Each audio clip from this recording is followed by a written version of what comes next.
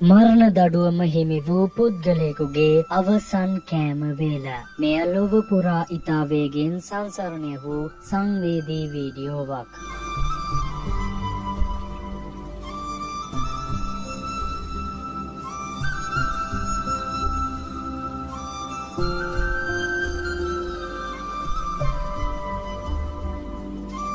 තව මොහොතකින් තමාට මරණ දඩුවම හිමිවන බව දැන දැනත් මේ සිරකරු තමාගේ ආසම ආහාරය ඔහුගේ අවසන් කැමැත්ත ලෙස ඉල්ලනවා.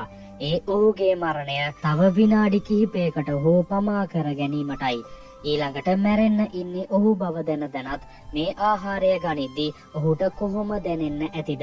මේ සිරකරු වසර කිහිපයකට පෙර අහිංසක පුද්ගලයෙකුව ඝාතනය කිරීම නිසා ඔහුට අධිකරණය මගින් මෙම මරණ දඩුවම ලබා දී තිබුණා. ඉතින් ඔබට මේ සංවේදී වීඩියෝ එක ගැන මොකද හිතෙන්නේ? නැවත ඉපදෙන කිසිම භවයක ඔහුට මෙවන් පව්කාර වැඩ කිරීමට සිත් නොදේවා.